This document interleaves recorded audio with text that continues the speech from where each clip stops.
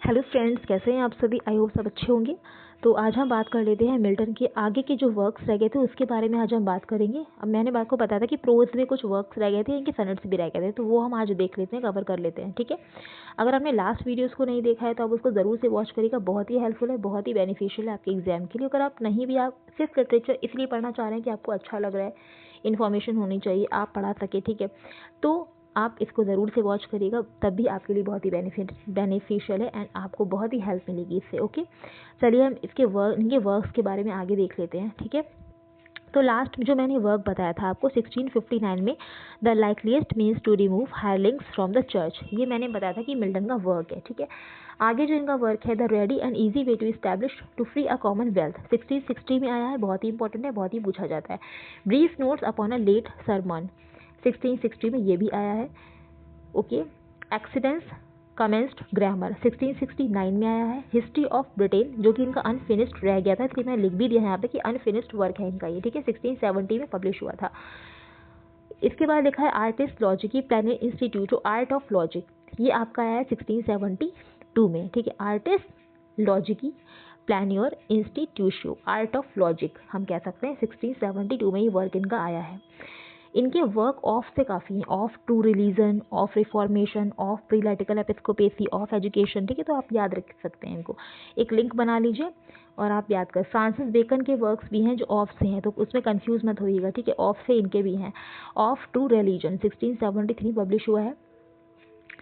एपिस्टोले फैमिलियरिसी 1674 में आया है। ठीक है, इसके बाद लिखा है कि प्रोल्यूसियंस आया है 1674 में। A brief history of Moscovia and other less known countries lying eastward of Russia as far as Cathay gathered from the writings of several eyewitnesses, ये कोई बहुत इंपॉर्टेंट नहीं है, देख लीजिएगा। अगर इस तरीके से आता है तो 1682 में पब्लिश हुआ था। 1823 में जो इनका प्रोज वर्क आया है वो है डी डॉक्ट्राइन क्रिस्टियाना, ये इंपॉर्टेंट है, हाईलाइट भी है इसलिए। डी डॉक्ट्राइन क्रिस्टियाना ये इनका 1823 में आया है। अब हम बात कर लेते हैं कि पॉपुलर सनट्स ऑफ मिल्टन। ठीक है, मिल्टन ने जो सनट्स लिखे हैं उनके बारे में हम बात कर लेते हैं। मिल्टन ने टोटल सनट्स कितने लिखे हैं? 24 लिखे हैं एंड शेक्सपियर ने 154 लिखे हैं। ऑब्वियस शेक्सपियर का आपको पता ही होगा, मिल्टन का भी पता होगा, 24 लिखे हैं। ठीक है, तो ऑन हिज ब्लाइंडनेस लिखा है इन्होंने।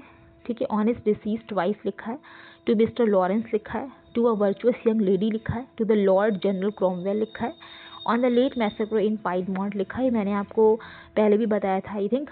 To mister Cyriack Skinner upon his blindness when the assault was intended to the city on his being arrive to the age of 23।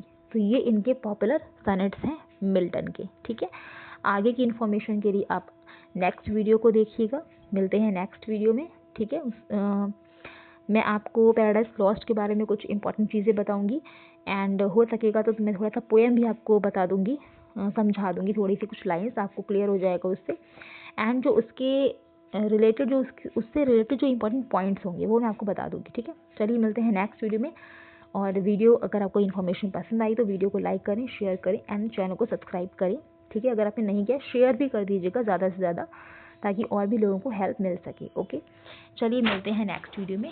Bye bye, thank you so much.